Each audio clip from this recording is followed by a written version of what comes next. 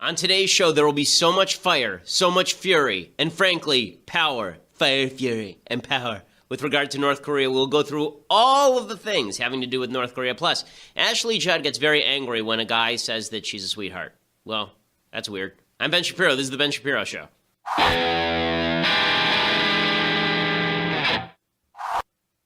Okay, so it's just terrible. Everything that Trump does is wrong. Everything Trump does is bad. Trump is the real threat. You know, this is a constant refrain from the left, and it's getting very irritating. The United States is always the real threat.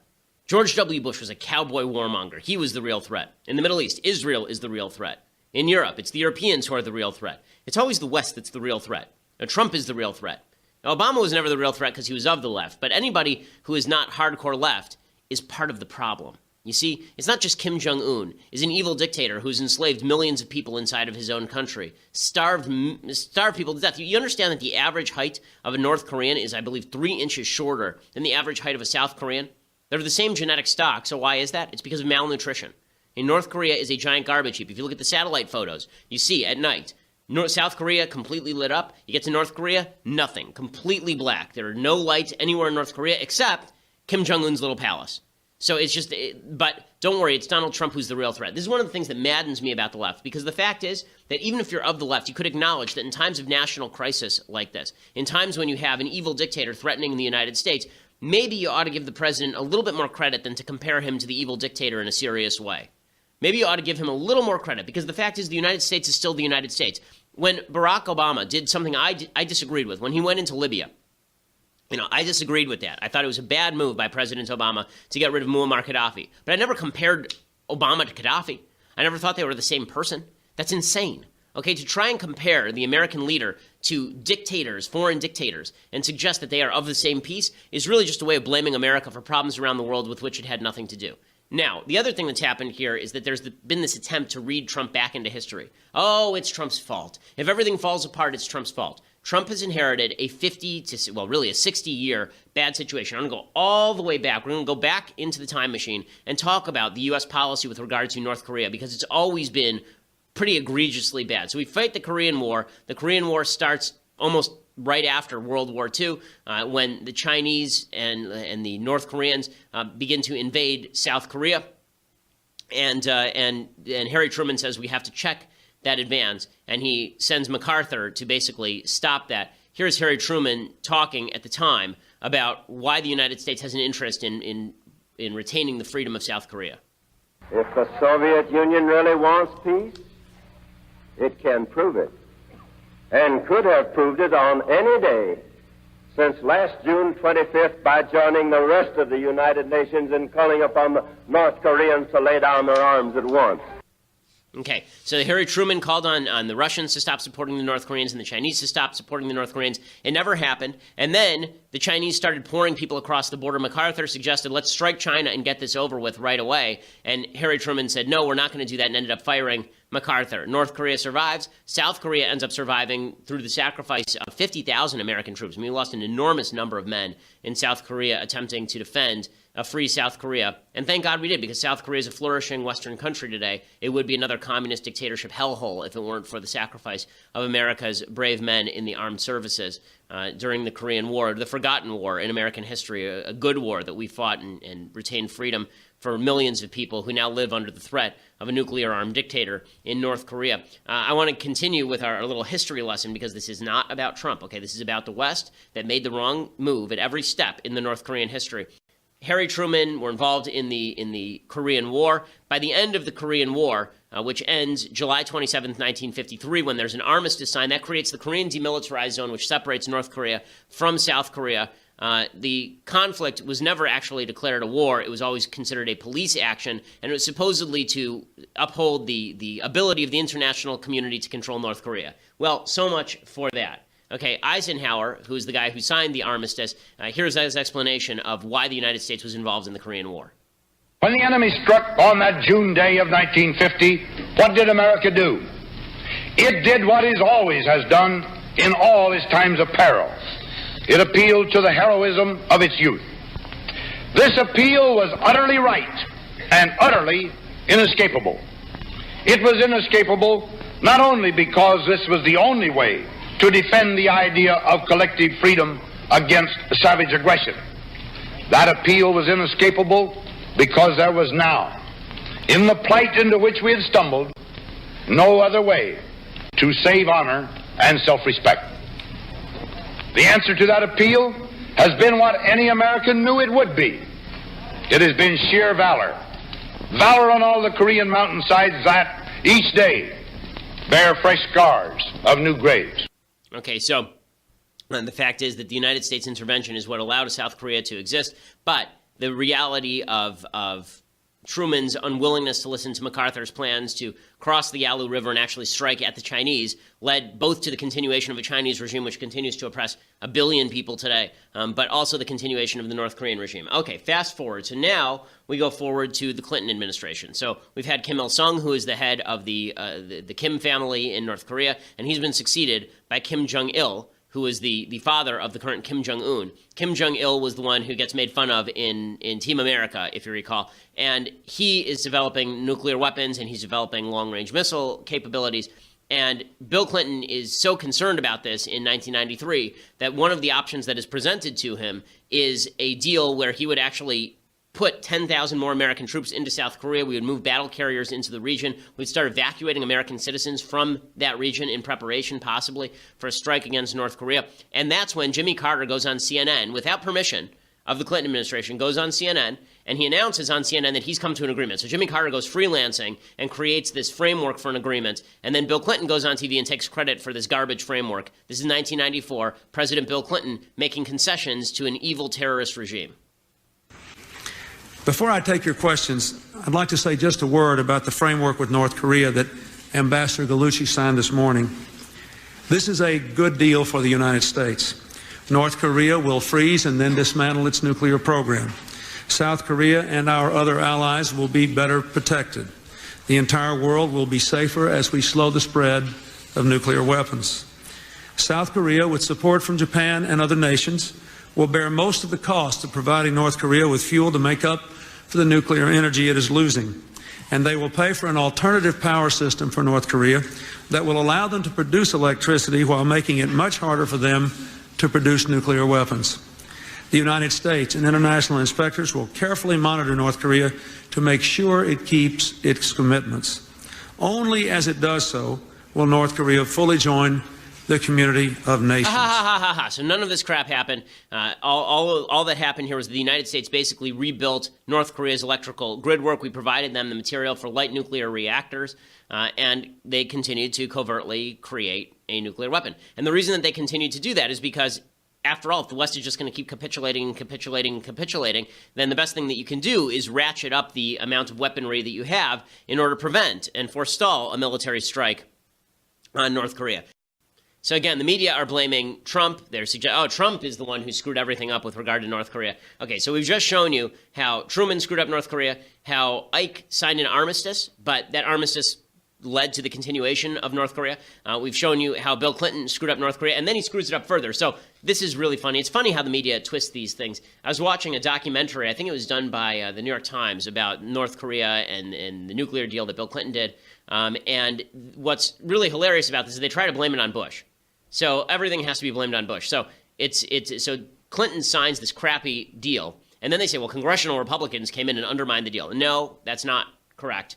Bill Clinton continued to fund the deal. He continued to make concessions, and this ridiculous lawn gnome, Kim Jong-un, he builds Kim Jong-il, his father, builds up a missile program, continues to build nuclear arms.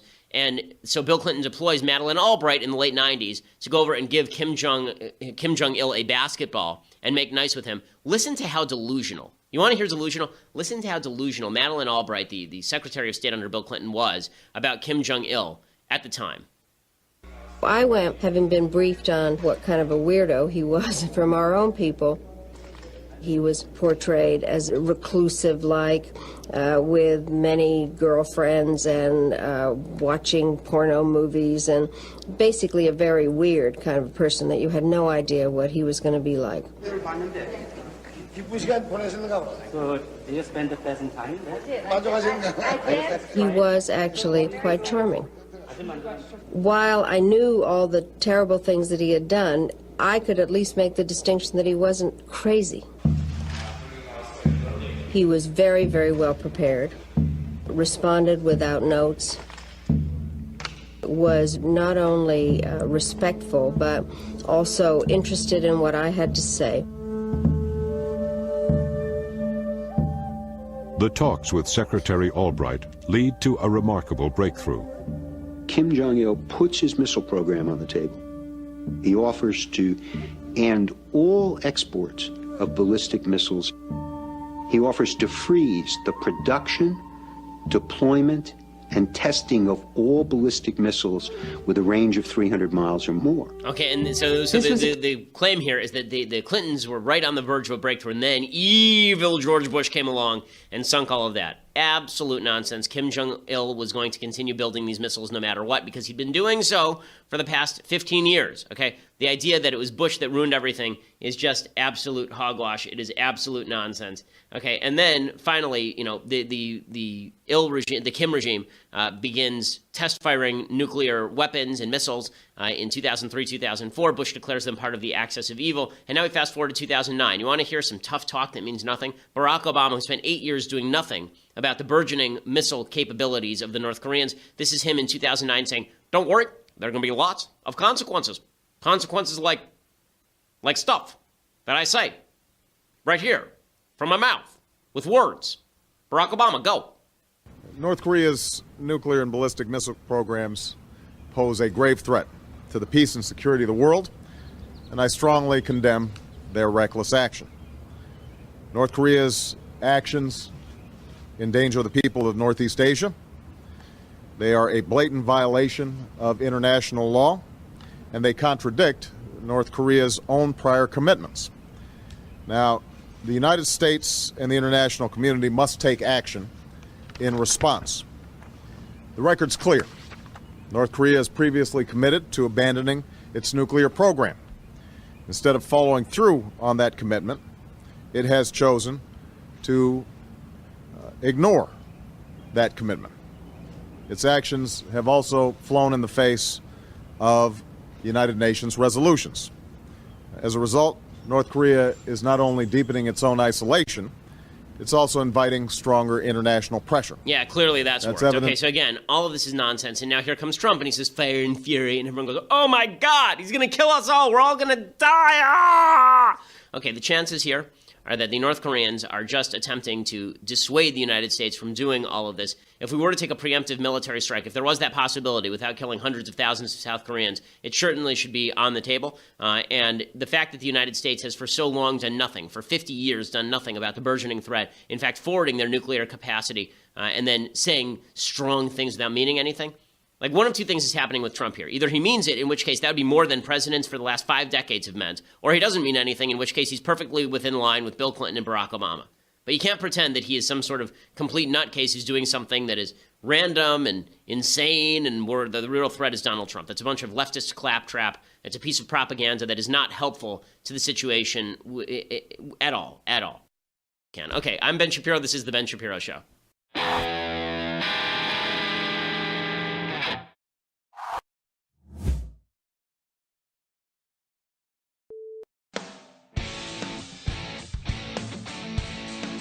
Hey guys, I'm Brittany Hughes for MRCTV, and this is your reality check.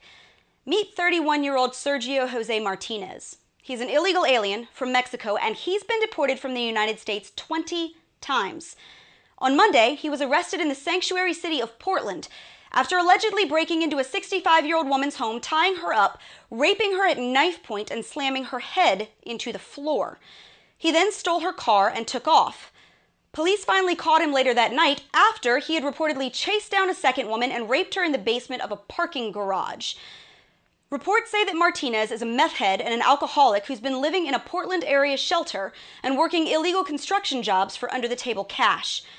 Over the past 2 decades, he's been arrested multiple times in Texas, California, and Oregon for crimes including theft, battery, drug use, and obstructing a police officer.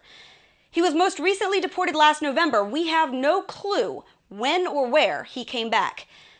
So raise your hand if you think Mr. Martinez here makes a beautiful little quilt square in the great big American tapestry. Does he make the Statue of Liberty smile? Of course, no one will actually say that, but there will be the typical arguments made. You know that most illegal aliens are good people, and there are plenty of rotten apples in the American barrel too, so really who are we to judge? We've already got our own rapists, murderers, and thieves. Why not throw in a few more? You know, for compassion. Well, you know who I have compassion for? These two women who will live the rest of their lives with the physical and psychological scars of having been raped by a dirtbag who shouldn't have even been here in the first place. I have compassion for all the battered women and macheted teenagers and MS-13 murder victims who've become acceptable collateral damage in the left's shameless political immigration game. So yeah, I have loads of compassion. Just not for anyone who hears stories like these and hands me a bucket of empty excuses. And that's your reality check, America. Subscribe to our YouTube page, like us on Facebook and Twitter, and stay sane out there.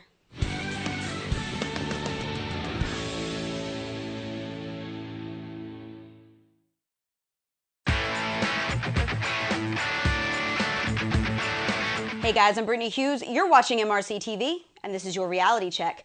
So here's a recap of the past week in news. Reince Priebus got fired as Trump's chief of staff. Scaramucci got canned as his comms director. Sean Spicer might be back as White House press secretary.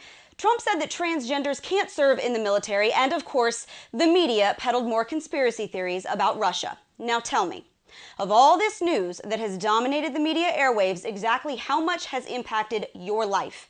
If I guessed none, would I be close? Bet I would. Because here's a shocking revelation. The average American is not sitting around biting their nails over who Trump's new communications director might be. They're too busy busting their butts from 9 to 5, saving for their kids' college, and trying to figure out how they're going to pay their health insurance premium that is 3 times what it used to be and apparently going nowhere soon. The average American is way more concerned about how high and convoluted their taxes still are, and the fact that sanctuary cities are still releasing thousands of criminal aliens back onto our streets. And no, the average American with an IQ above 37 is not freaking out about the 0.3% of the population that's pissed off because they can't join the military on account of their gender dysphoria. Why? Because they're much more concerned with the fact that North Korea's new test missiles can now reach Alaska. And there are more than a few radical Muslims who still want to blow us all up. See, this is the problem with the national news media sitting in their biased little bubbles reporting on junk while the debt climbs to $20 trillion. Or the politicians in their marble halls squabbling like toddlers and ignoring the millions of Americans who elected them to fix the damage done over the last 8 years. So no, frankly, most of us don't give a flying rip about who Trump hires to replace Anthony Scaramucci. Does it make for some funny hashtags? Sure. Does it pay our bills? No. So how about we spend a few less hours on tabloidy Washington gossip and more on what actually matters to the American people? And that's your reality check, America. Subscribe to our YouTube page, like us on Facebook and Twitter, and stay sane out there.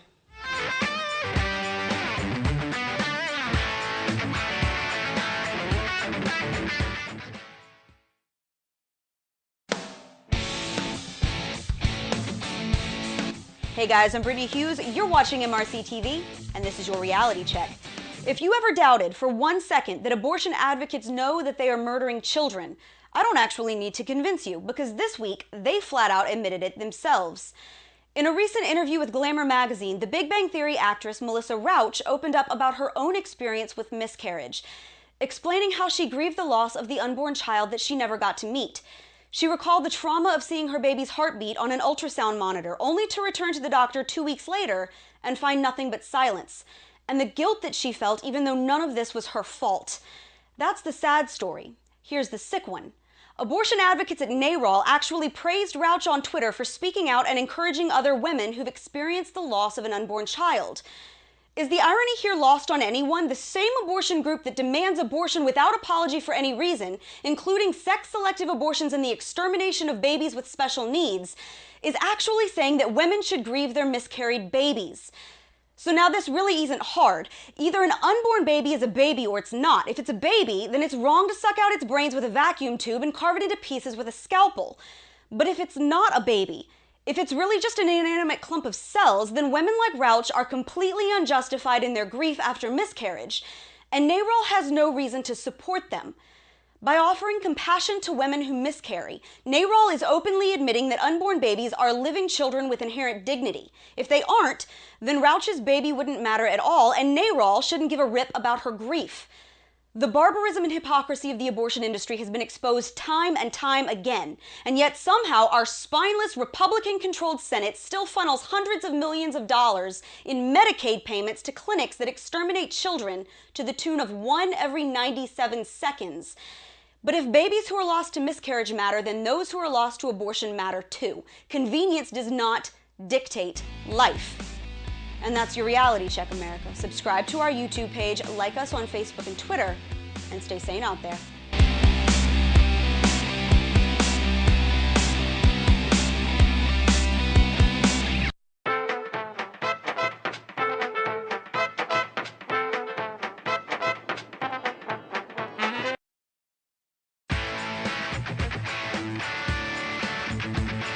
Hey guys, I'm Brittany Hughes. You're watching MRCTV, and this is your Reality Check.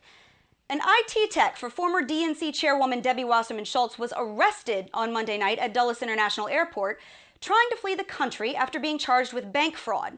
It also turns out that he and his company may have uploaded a bunch of government data to the cloud and exposed it for everybody to see. Oh, and they also owe a crap ton of money to a fugitive who fled the U.S. in 2014, is wanted for insurance fraud, and is connected to Hezbollah.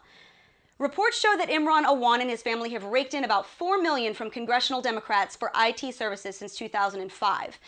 They had access to the email accounts of dozens of congressional Democrats, including Jackie Speier, who's on the Intelligence Committee, and Diana DeGette, who chairs an investigative subcommittee. The family company is now accused of double billing the government for their services and are being investigated for potentially exposing sensitive House information, which isn't hard to believe considering police raided Awan's house and seized a whole mess of smashed hard drives. He and his family were banned from working on House networks months ago, but Awan was still on Debbie Wasserman Schultz's payroll up until Monday night.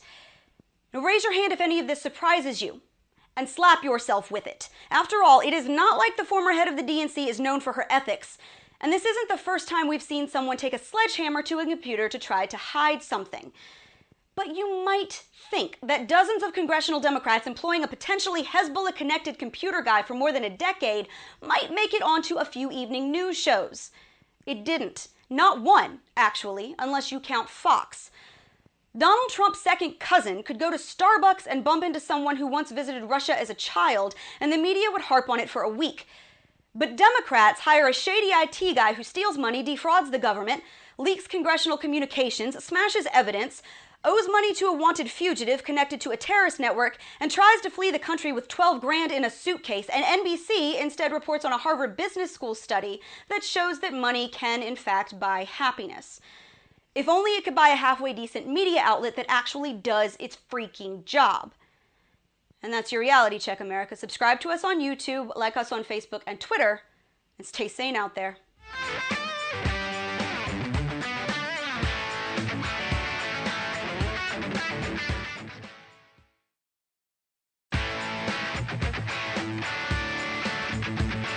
Hey guys, I'm Brittany Hughes. You're watching MRCTV, and this is your Reality Check. So about 4 minutes after news broke last night that Republican Senator John McCain has been diagnosed with brain cancer, a bunch of morons decided to practice their thumb push-ups and blast their excitement all over social media. One Twitter user named Kevin Allred actually thought this was an appropriate response. John McCain is pretty okay with taking away everyone's health care, so excuse me if I don't have a well of sympathy for his brain cancer. Now, if you don't know who Allred is, don't worry, neither does anybody else. His Twitter bio says he's been a Beyonce professor since 2010, which to me is pretty much code for sitting in my mom's basement eating Cheetos and watching Star Trek reruns. But the problem here is that Allred is not alone. It took less than an hour after the world learned about Senator McCain's diagnosis for Twitter and Facebook to fill up with hateful messages about his condition. Now, those on the left were jumping up and down with joy because they think that a brain tumor is the price you should have to pay for not socializing health care. Some folks on the right suggested that McCain deserves to die because he's been too moderate.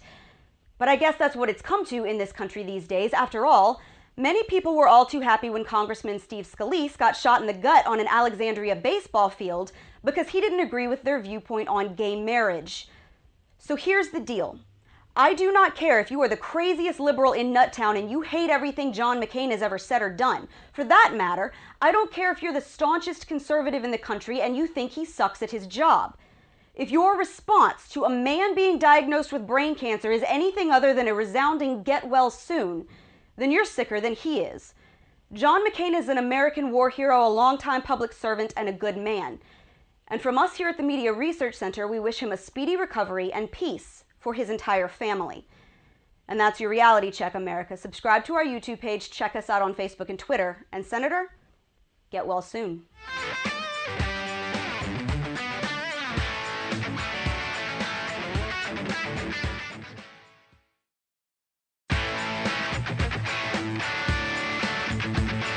Hey guys, I'm Brittany Hughes. You're watching MRCTV, and this is your Reality Check. Sherry Lynn Hillard is just like most American moms, except that she's also not. See, Sherry's son is autistic, and when he gets upset, he can't always control himself, and neither can she. In a heartbreaking message posted to Facebook on Sunday, Sherry explained that she has had 6 police officers in her home in just the last week because her son can't control his own emotions. In the latest incident, he was upset because he wanted to dress like Joe from Blue's Clues, but Sherry couldn't find the right t-shirt. She wound up having to call the police after her son's frustration turned into rage. She explained that the cops who showed up didn't know much about autism or how to deal with it. They managed to calm the boy down, and they could have left after that. But they didn't. Instead, they went out and found a blue t-shirt for Sherry's son to match the one that he wanted. Sherry then snapped a photo of these 3 police officers bent over the hood of their police car, trying to draw the right pattern on the shirt with a marker just so they could give her son the shirt that he'd been looking for. In her now viral Facebook post, Sherry explained that with all the negativity that's recently surrounded police officers, she wanted to highlight these 3 men who went above and beyond their job description, all to help her son. She called them heroes. Now, stories like this happen every day, but we very rarely hear about them. We hear about it when a cop screws up or makes a bad judgment call, sure, and that's fair. But officers like the ones who helped Sherry's son rarely make the news. Of course, it's important that we hold police officers accountable for their actions. Often, we do. Sadly, sometimes we fall short. But it's equally as important to recognize officers like these who perform acts of service every single day in our communities and take risks to help people they've never even met. It's called the thin blue line for a reason. Not many people would do it. And that's your Reality Check, America. Subscribe to our YouTube page, like us on Facebook and Twitter, and stay sane out there.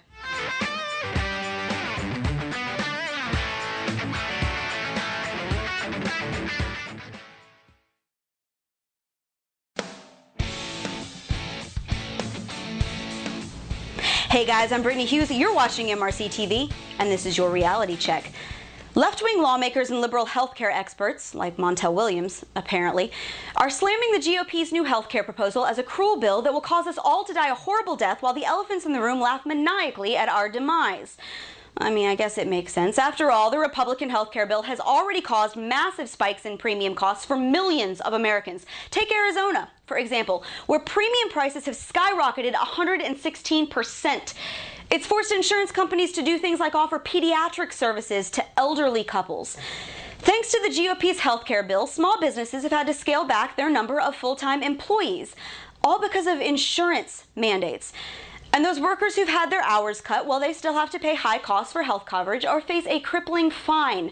Companies are dropping out of the markets right and left because of massive financial losses.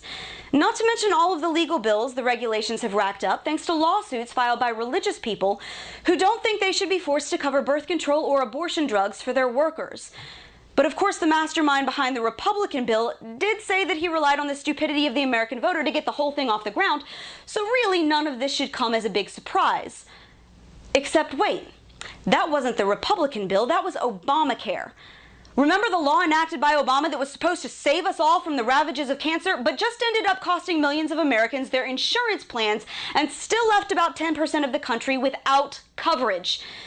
Now, the GOP's alternative to Obamacare should be debated on its own merits because the last thing that Americans need is another craptastic healthcare bill rammed down our throats by a bloated government that can't even regulate a halfway decent metro, let alone healthcare for the entire country. But this overhyped freakout from the left is awfully rich, considering that they are personally responsible for the unbelievably stupid law that has landed us in this mess to begin with. And that's your reality check, America. Subscribe to our YouTube page, like us on Facebook and Twitter, and stay sane out there.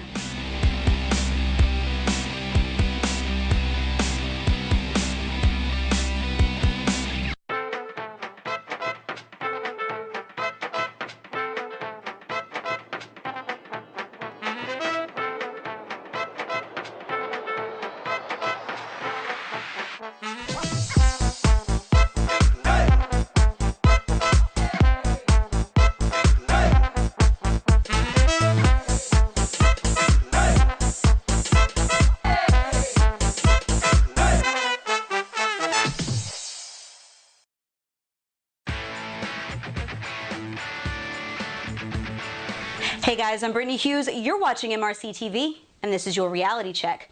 So now here's a feminist line for you. This week, Karen Handel became the first Republican woman elected to the U.S. House of Representatives from the great state of Georgia. She beat out her male Democratic opponent for a seat in the most expensive House race in U.S. history, shattering all kinds of glass ceilings in the process. But according to liberal feminist writer Jill Filipovich, you are a toxic and vindictive person if you voted for her. Instead of being happy that a woman won a seat in Congress, Filipovich actually called Handel's voters hateful white people because they didn't elect the straight white guy. So let me see if I'm understanding the rules here, because I'm a little bit confused. According to the left, if a woman is on the ticket, you have to vote for her simply because she's got lady bits.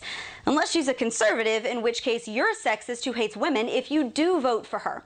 Now, voting for a man over a woman is always sexist, unless the woman is a Republican and the man is a Democrat, in which case you're a bigot who hates women if you vote for her. Now, voting for a straight white man is racist, sexist, homophobic, and probably anti-Muslim, unless he's a liberal. And then you're a racist, sexist, homophobe who hates Muslims if you don't vote for him. Voting for a young black woman will earn you super brownie points in all liberal categories. Unless she's a conservative like Mia Love, in which case you suck and you hate black people even if you voted for one. And voting for an old rich white dude is the epitome of evil if you voted for Trump, but not if you backed Bernie Sanders. So basically, it doesn't matter if you vote for a white person, a black person, a man, a woman, a Muslim, a Christian, a gay man, a trans woman, an immigrant, or a native. To the left, you will always be a racist, sexist, homophobic bigot if you vote for anyone other than their candidate. And yet they are shocked that they keep losing elections. And that's your reality check, America. Subscribe to our YouTube page, like us on Facebook and Twitter, and stay sane out there.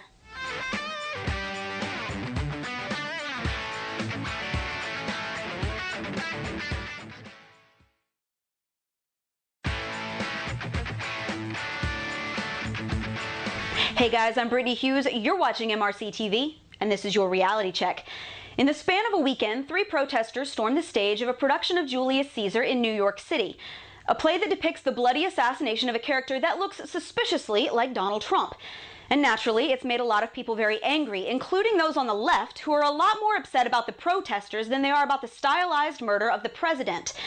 Now, there's an understandable amount of anger from those on the right, especially given last week's targeted shooting of Republican congressmen and the left's repeated calls for violence against conservatives since the election. But physically storming the stage of a play, even a vile one, is not an acceptable answer. Free speech, even that with which you disagree, is a right that must be protected, and any conservative worth his salt will defend that on principle. So now it's the left's turn. The next time that thugs at Berkeley decide the best way to respond to a conservative speaker is to light the nearest bank on fire, I expect a full-page article in the New York Times condemning the left for stifling free speech. The next time someone shoots at a truck because it's flying a Make America Great Again flag in support of Donald Trump, I expect Rachel Maddow to dedicate her show's 18-hour opening monologue to denouncing the left's attacks on free speech.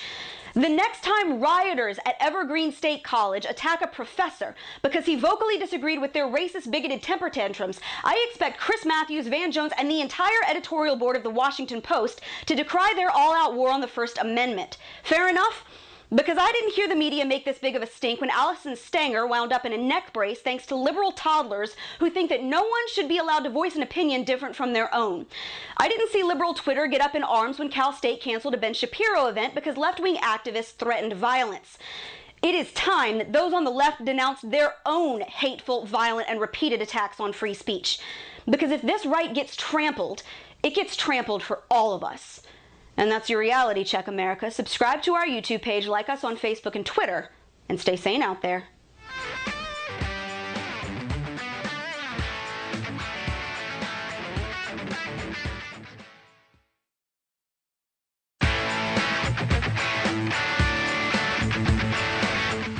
Hey guys, I'm Brittany Hughes with MRCTV, and this is your reality check. So did you know that 93 million Americans are killed every single day by gun violence? Or at least that's according to Virginia Governor Terry McAuliffe, who made that claim 3 times during a speech yesterday in response to the shooting in Alexandria.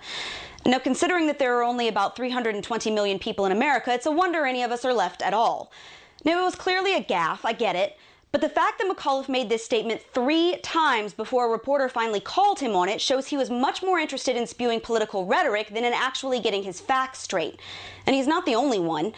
In an editorial on Wednesday, the New York Times reached back 7 years and blamed the shooting of Gabby Giffords on Sarah Palin, despite the fact that Jared Lee Loughner was a paranoid schizophrenic who was neither a Republican nor a conservative. In fact, the lie was so egregious that the New York Times was forced to issue a correction to their story.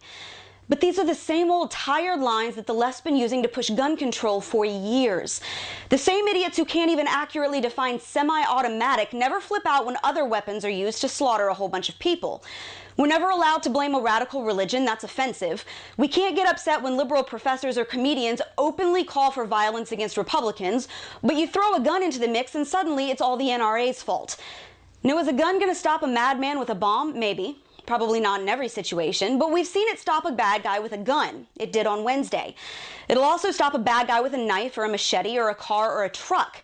There is no one on planet Earth who can guarantee my personal safety at every hour of the day. Not the government, not law enforcement, no one. And when push comes to shove, the last line of defense between a bad guy and me is me. I reserve my constitutional right to defend myself, and I'm not going to be bullied into surrendering that because of left-wing lies. And neither should you. And that's your reality check, America. Subscribe to our YouTube page, like us on Facebook and Twitter, and stay sane out there.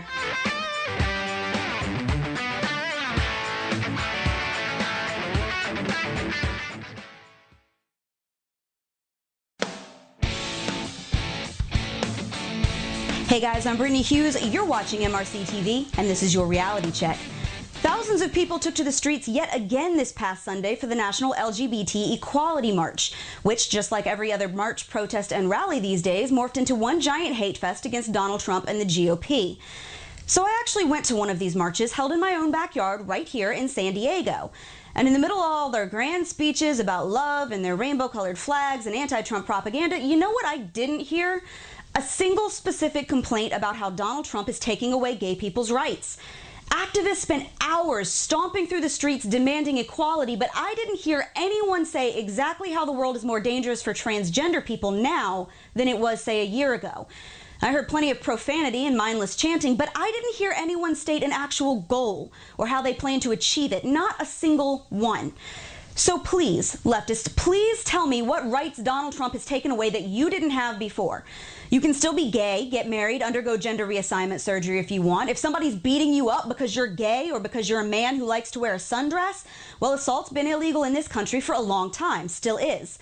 Donald Trump hasn't changed that. Now, it seems to me that just like the Women's March, the March for Science, the Day Without a Woman, the Day Without an Immigrant, the March for Equality has just become yet another reason to dress up in a spangly tutu and carry around a profane sign because you're still pissed that your side lost an election more than 6 months ago. What started out as mildly irritating has just gotten embarrassingly sad, and it certainly hasn't accomplished anything. And that's your reality check, America. Make sure you subscribe to our YouTube page, follow us on Twitter and Facebook, and stay sane out there.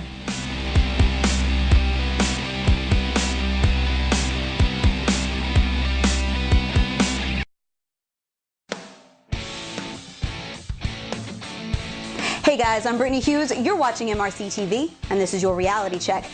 More terrorist attacks hit London yet again over the weekend, at this point surprising exactly no one.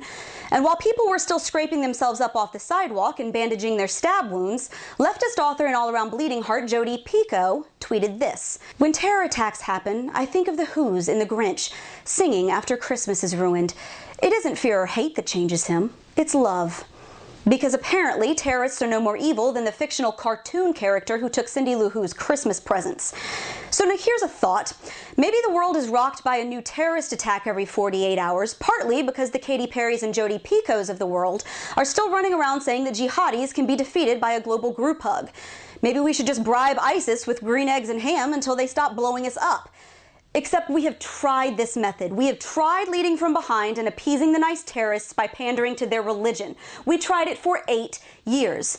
And it's worked about as well as it did back in World War II when we decided that Poland really wasn't all that important after all.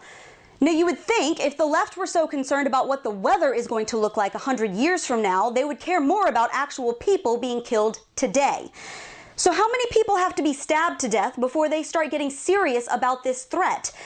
The only solution to defeating terrorists is to stop apologizing for being the most powerful nation on the planet and start eradicating them like the cockroaches that they are. And I don't really care if that offends you, because it's going to be awfully hard to argue with one another when we're all coughing up shrapnel or being run over by a bus. And that's your reality check, America. Subscribe to our YouTube page for more videos just like this one, and make sure that you like us on Facebook, follow us on Twitter, and stay sane out there.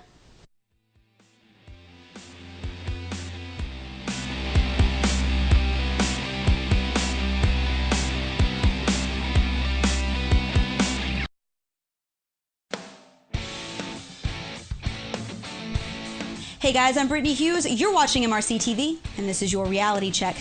A 19-year-old Pakistani woman was recently sentenced to death by stoning for the crime of being brutally raped at gunpoint by her cousin. According to reports, the woman told her family immediately after the attack and then reported it to her local village court. The court then decided that she had intentionally seduced her cousin, labeled her an adulteress, and sentenced her to either die by stoning or be sold as a slave. And her attacker, on the other hand, was released with no charges. Meanwhile, back in America, black students at Harvard are holding a blacks-only graduation ceremony. Latinos at Princeton are doing the same. Students at Evergreen State College are protesting racism by demanding that white students and faculty stay off of campus for a day. Men are getting booted out of Wonder Woman showings at movie theaters, and feminists aren't marching in the streets demanding justice for Pakistani women because they're too busy screaming about how everyone else should pay for their birth control. Here in this country, the left is actually reviving segregation because they've lost sight of what oppression actually is. So here's what it's not. Oppression is not when the guy who controls your office thermostat cranks it down and you have to put a blanket across your knees. Oppression is not someone telling you that booting all of the white people off college property is actually a really racist jerk move. Oppression is not a debunked gender wage gap or the Wall Street bull or the fact that a man was elected president over a woman. Oppression is being sentenced to death because you were raped by your cousin while he held a gun to your head, and then watching him get let off the hook by a bunch of guys who've labeled you the village whore. And I'll be happy to buy anyone who doesn't believe me a one-way ticket to Pakistan.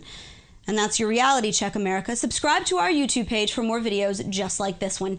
Make sure you like us on Facebook, follow us on Twitter, and stay sane out there.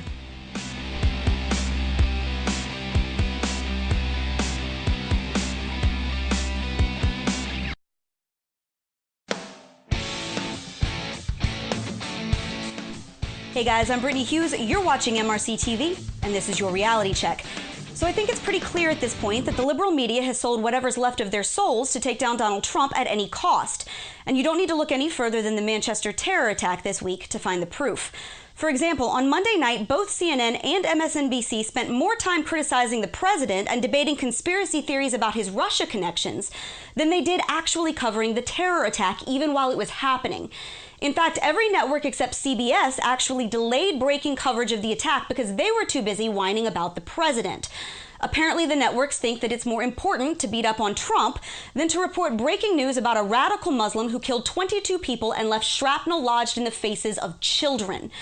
But who cares if idiot bobbleheads like Rachel Maddow or Chris Matthews keep spewing the same old tired, unproven mess that they've been driveling on about since November, right? Well, I'll tell you who. A recent YouGov poll showed that 37% of Americans, including 59% of Democrats, still think that Russia actually changed vote tallies in favor of Trump. Now, this claim has been debunked repeatedly by U.S. intelligence community members, by politicians on both sides of the aisle, including Nancy Pelosi and Maxine Waters. Even Barack Obama publicly stated that there was no evidence that Russia tampered with votes. But this outright lie persists because the media keeps harping on this Trump-Russia narrative, desperately trying to find evidence of a collusion that they've already decided is fact. Now, it is long past time for the media to put up or shut up. Unless there is evidence of a collusion, there's no story. That's how journalism works. And constantly screaming smoke when there's no fire even makes them look like shallower, worthless liberal shills than they already were. And that's your Reality Check, America. Make sure you subscribe to our YouTube page for more videos just like this one. Like us on Facebook, follow us on Twitter, and stay sane out there.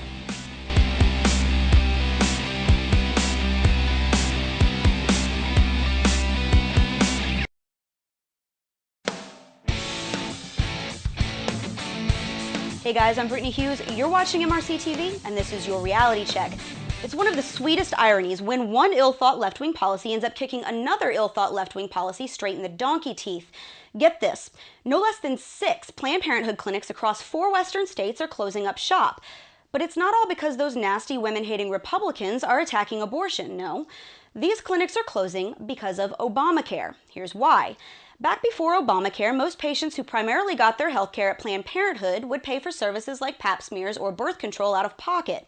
But now, post-Obamacare, many of those same people are covered by newly expanded Medicare programs, which, as many Planned Parenthood clinics have painfully discovered, reimburses healthcare services at very low rates, as crappy big government programs tend to do.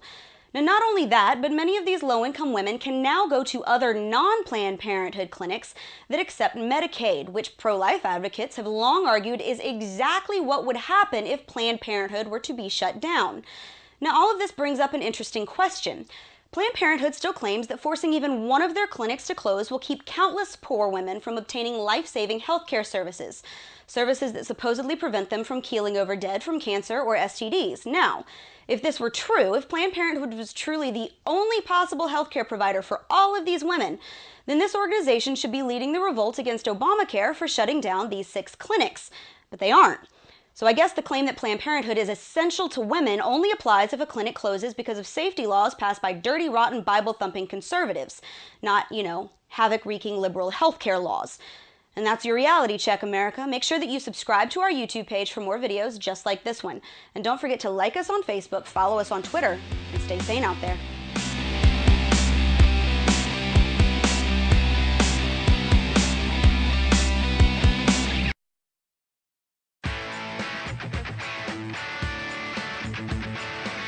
Hey guys, I'm Brittany Hughes. You're watching MRCTV, and this is your Reality Check. Bill Nye the Not-So-Science Guy is back with a brand new show on Netflix in which he attempts to explain science. And if you've been exposed to this steaming pile of horse crap, I deeply sympathize with you. In his new show, Bill claims that gender exists on a spectrum and that anybody who disagrees is backwards. So now here's where this really grates on me. I am a 28-year-old state college-educated millennial woman from a middle-class family. I am the prime target for recruitment into the left's war on truth. They expect people like me, especially women, to come out of their indoctrination camps marching in lockstep, ready to wage war on anything that even looks like a traditional worldview. But with me, they failed. Why? Because I am pro-science. For example, I understand the basic scientific fact that you are born with your gender. Slapping on some nail polish and getting a boob job doesn't make you a woman any more than a little kid wanting to be a mermaid suddenly means they can breathe underwater. And it is not okay for a guy to walk into a boxing ring and wail on a woman just because he's decided that his name is Sally. In fact, that is the most unscientific and unfeminist thing I have ever heard. See, even with all of their angry signs, all their climate marches, all their empty appeals to reason, the left hates science because it does not change based on what you want, how you feel, or what gets you the most votes. Science welcomes debate. The left does not. Science loves a challenge, and the left are intellectual cowards who fear information. So here's some pure, unadulterated truth straight from a millennial's mouth. Bruce Jenner is still a guy. Rachel Dolezal is white. An unborn baby is still a baby. And Bill Nye is a moron. And that's your Reality Check, America. Make sure that you subscribe to our YouTube page for more videos just like this one. Like us on Facebook, follow us on Twitter, and as always, stay sane out there.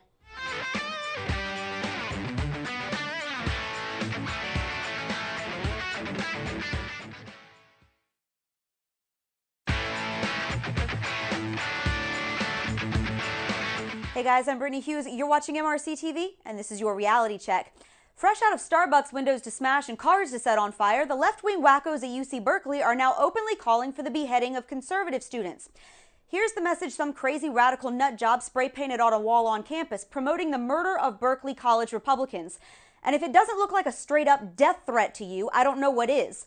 Now, this comes the same week that a video surfaced out of Berkeley showing an Antifa thug smashing a Trump supporter in the head with a bike lock. Oh, and it gets better. When they're not throwing Molotov cocktails at the cops or threatening to lynch people they disagree with, liberal students at Berkeley are now demanding that the school provide them with free abortions at campus health clinics, subsidized by taxpayer money and student fees. Now, what's worse, California is actually considering making this a mandatory requirement for all state colleges and universities. Crazy, right? Now, let me show you where all of this leads. This right here, this is Venezuela, where everything is going to hell in a handbasket thanks to socialism and an all-out war on free speech. Its citizens are starving, elections are a total joke, healthcare is a nightmare, and its water problems make Flint look like a five-star resort. And this is what places like Berkeley inevitably become if they are left unchecked. Giant cesspools of collectivism where all the little robots end up munching on the same equal slice of poverty pie. So now to all of you entitled little Berkeley students who think that the world exists to lick your knockoff combat boots, when you find yourself wallowing in the gutter, gnawing on a half-rotten horse leg and dressed in a dirty nightgown you found in some back alley dumpster, you let me know how all of that social justice worked out for you. And that's your Reality Check, America. Subscribe to our YouTube page for more videos just like this one. Like us on Facebook, follow us on Twitter, and stay sane out there.